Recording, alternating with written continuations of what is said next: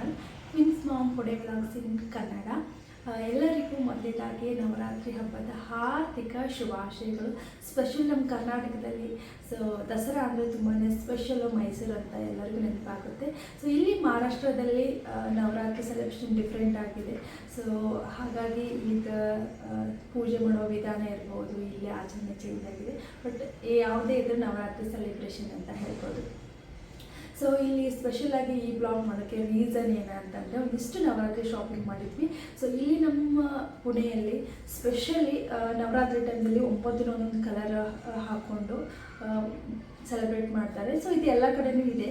ಅದ್ರ ಜೊತೆಗೆ ಮಕ್ಕಳ ಸ್ಕೂಲಲ್ಲಿ ಕೂಡ ನವರಾತ್ರಿ ಸೆಲೆಬ್ರೇಷನ್ ಮಾಡ್ತಾರೆ, ದಾಂಡಿಯಾ ನೈಟ್ ಅಂತೇಳಿ. ಅದ್ರ ಜೊತೆಗೆ ನಮಗೂ ಕೂಡ ಇನ್ವೈಟ್ ಮಾಡ್ತಾರೆ, ಮದರ್ ಪೇರೆಂಟ್ಸ್ಗೆ. ಹಾಗಾಗಿ ಅದ್ರ ಸಲುವಾಗಿ ಸ್ವಲ್ಪ ಶಾಪಿಂಗ್ ಮಾಡಿದ್ರೆ ಆಯ್ತಂತ ಮಾಡಿಕೊಂಡೆ.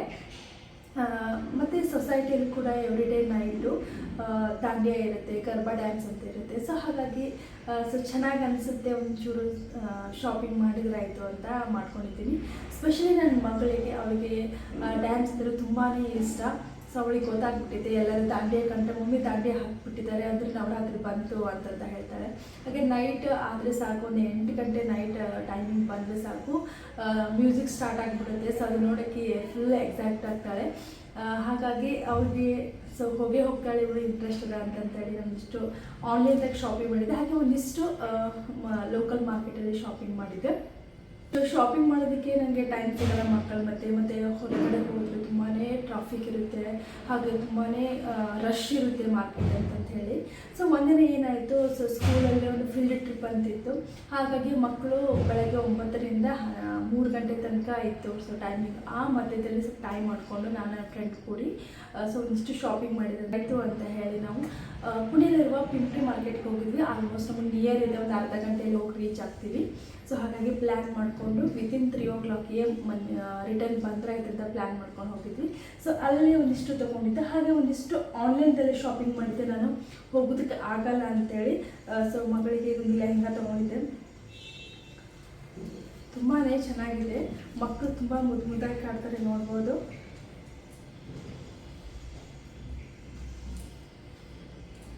ಮೇಲೆ ಒಂದು ದುಪ್ಪಟ್ಟ ಇದೆ, ಈ ಥರ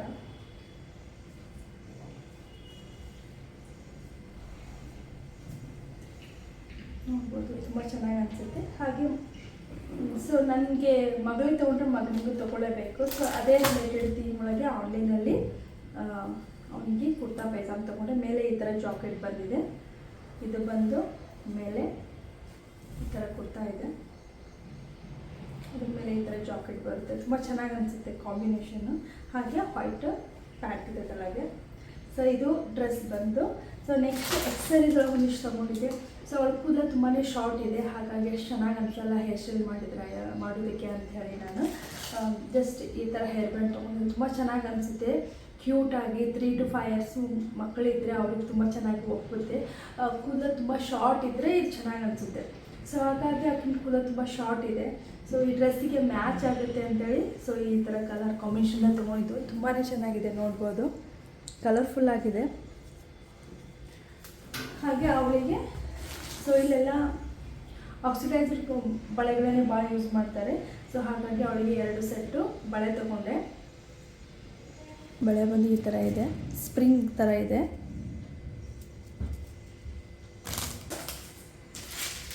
ಇದು ಬಂದು ನೆಕ್ಲೆಸ್ಸು ಈ ಥರ ಇದೆ.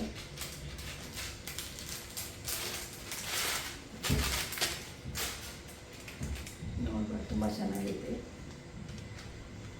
ಆಕ್ಸಿಡೈಸ್ಡ್ ಜ್ಯುವೆಲರಿನೇ ಈ ಟೈಮ್ನಲ್ಲಿ ತುಂಬ ಜಾಸ್ತಿ ಯೂಸ್ ಆಗೋದು, ಸ್ಪೆಷಲಿ ನವರಾತ್ರಿ ಟೈಮ್ನಲ್ಲೇ. ಕೊರಳಿಗಾಯಿತು, ಬಳೆ ಆಯಿತು, ಹೇರ್ ಬ್ಯಾಂಡ್ ಆಯಿತು. ಇದು ಬಂದು ಕಮರ್ ಪಟ್ಟಿ ಅಂತ. ಡ್ರೆಸ್ ಅಪ್ ಮಾಡಿದ ಮೇಲೆ ನಾವು ದೊಡ್ಡವ್ರು ಯೂಸ್ ಮಾಡ್ಬೋದು, ಸಾರಿ ಉಟ್ಕೊಂಡ್ರೆ ಅಥವಾ ಲೆಹಂಗಾ ಉಟ್ಕೊಂಡ್ರೆ ಈ ಥರ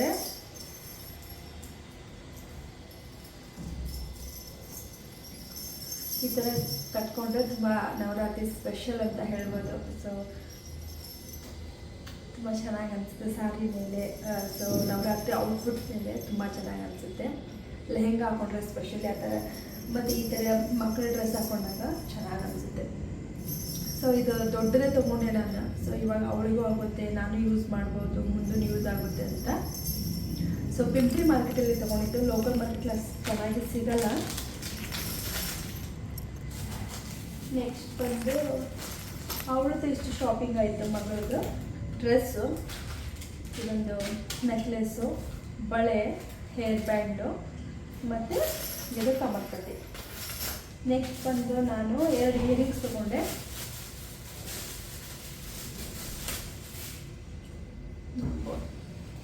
ಕೂಡ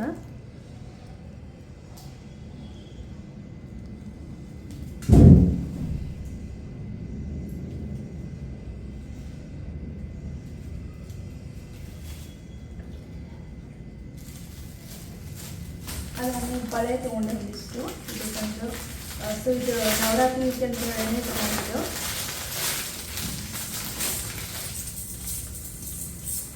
ಇದು ಸಿಂಗಲ್ ಬಳೆ. ಹಾಗೆ ಇದು ನನ್ನ ಹಸ್ಬೆಂಡ್ಗೆ ಇಷ್ಟ ಆಯಿತು, ಅವ್ರು ಕೊಡಿಸಿದ್ರು. ಈ ಥರ ಒಂದು ಅಂಕಲ್ ಸೆಟ್ ಇದೆ ಪಿಂಕ್ ಕಲರ್ಗಾಗಿ. ನೈಟ್ ಪಾರ್ಟಿಗೆ ತುಂಬ ಚೆನ್ನಾಗಿ ಅನಿಸುತ್ತೆ ಈ ಥರ ಡ್ರೆಸ್ ಮೇಲೆ, ನೋಡ್ಬೋದು.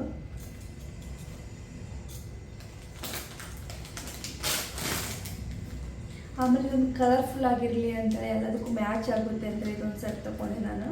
ತುಂಬಾ ಚೆನ್ನಾಗಿದೆ, ನೋಡ್ಬೋದು.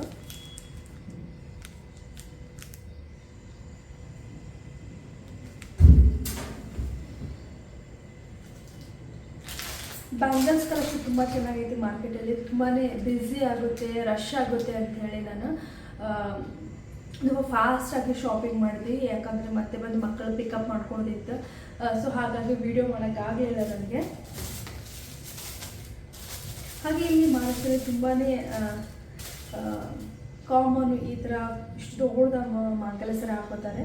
ನನ್ನ ಹತ್ರ ಗೋಲ್ಡ್ ಚೈನ್ ಇದೆ, ಬಟ್ ಈ ಥರ ಕರಿಮಣಿದ್ದು ಚೆನ್ನಾಗಿ ಅನಿಸುತ್ತೆ ಅಂತ ಇದೊಂದು ತೊಗೊಂಡೆ. ಸೊ ಯಾವಾಗಲೇ ಹೊರಗಡೆ ಹೋದರೆ, ತುಂಬ ರಶ್ ಇದ್ದರೆ ಅಥವಾ ಏನೋ ಟ್ರಿಪ್ಪಿಗೆ ಹೋದರೆ, ಸೊ ಗೋಲ್ಡ್ ಹಾಕೊಂಡು ತುಂಬಾ ಹೆದರಿಕೆ ಬರುತ್ತೆ. ಸೊ ಇದೊಂದು ಇರಂಗಿರಲಿ ಅಂತೇಳಿ ತೊಗೊಂಡಿದ್ದು. ಈ ಥರ ಹೇಳಿದೆ, ಚೆನ್ನಾಗಿ ಅನಿಸ್ತು. ಫಸ್ಟ್ ಟೈಮ್ ತೊಗೊಂಡಿದ್ದು, ಬಟ್ ಇದು ಹಾಕೋತೀನಿಲ್ಲ ಗೊತ್ತಿಲ್ಲ, ನೋಡೋಣ ಅಂತ ತೊಗೊಂಡಿದ್ದು. ಬಟ್ ಇದು ತುಂಬ ದೊಡ್ಡದಿರುತ್ತೆ, ಚೆನ್ನಾಗಿ ಅನಿಸುತ್ತೆ ಸೀರೆ ಮೇಲೆ, ನೋಡ್ಬೋದು. ಕರಿಮಣಿದು ಚೆನ್ನಾಗಿ ಅನಿಸುತ್ತೆ ಅಂತ ತಗೊಂಡಿದ್ದು. ಹೆಣ್ಮಕ್ಳು ಎಷ್ಟು ಬಂಗಾರ ಇದ್ದರೂ ನಮಗೆ ಸ್ಯಾಟಿಸ್ಫೈ ಆಗಲ್ಲ, ಮತ್ತು ವೆರೈಟಿ ಬೇಕು ಅಂತ ಫೀಲ್ ಆಗುತ್ತೆ. ಹಾಗೆ ಅದಕ್ಕೆ ನೆಕ್ಸ್ಟ್ ಬಳೆ ಸೆಟ್ ತೊಗೊಂಡಿದ್ದೆ. ಡೈಲಿ ಯೂಸಿಗೆ ಅಂತ ಆಲ್ರೆಡಿ ವೇರ್ ಮಾಡಿದ್ದೆ, ನೋಡ್ಬೋದು. ತುಂಬ ಕಲರ್ಫುಲ್ ಆಗಿದೆ, ಒಳಗೆ ಸ್ಟೋನ್ ಇದೆ.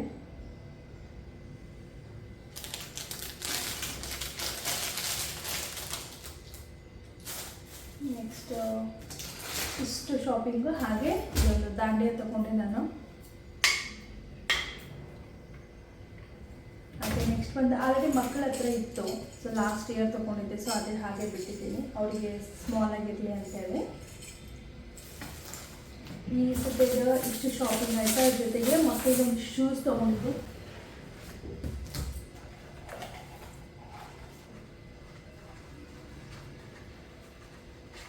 ಸೊ ಪಿಂಪ್ರಿ ಮಾರ್ಕೆಟಲ್ಲಿ ತುಂಬ ವೆರೈಟಿ ಒಳಗೆ ನಮ್ಗೆ ಶೂಸು ಇರ್ಬೋದು, ಚಪ್ಪಲ್ಸ್ ಇರ್ಬೋದು, ತುಂಬ ಚೆನ್ನಾಗಿ ಸಿಗುತ್ತೆ.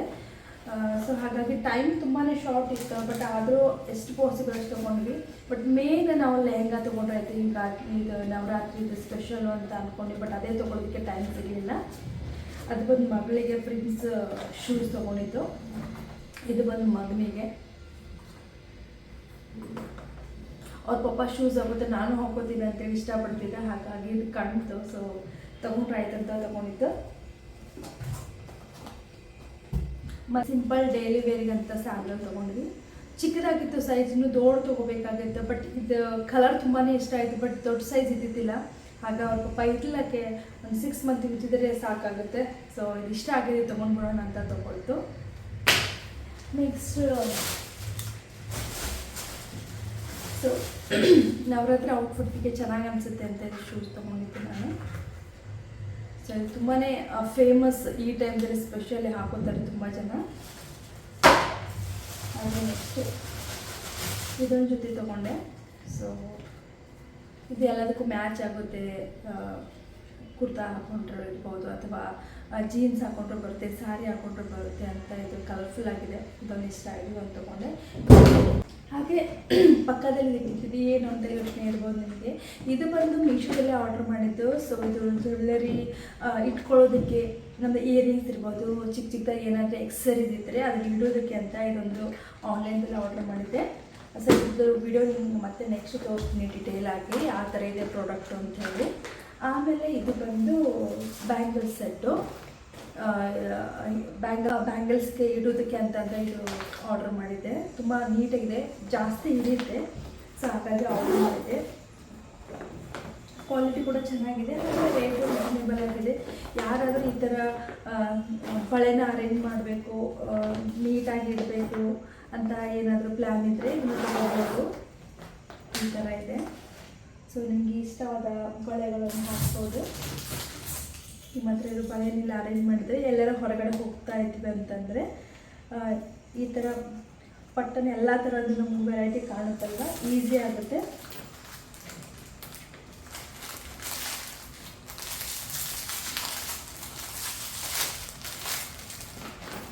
ಕವರ್ ಸಮೇತ ಇಡಾತೀನಿ. ಸೊ ಕಲರ್ ಹೋಗಬಾರ್ದು ಅಂತೇಳಿ, ಬಟ್ ಏನೂ ಆಗಲ್ಲ, ಪ್ಲಾಸ್ಟಿಕ್ನಿಂದ ಕವರೇಜ್ ಇದೆ. ಇದು ಸೊ ಇದು ಹೊರಗಡೆ ಇಡ್ತೀನಿ, ಈಗ ನೆಕ್ಸ್ಟ್ ಬೇಕಾಗುತ್ತೆ. ಸೊ ಇದು ಒಂದು ಡೈಲಿ ವೇರಿಗೆ ಅಂತ ತೊಗೊಂಡಿದ್ದು.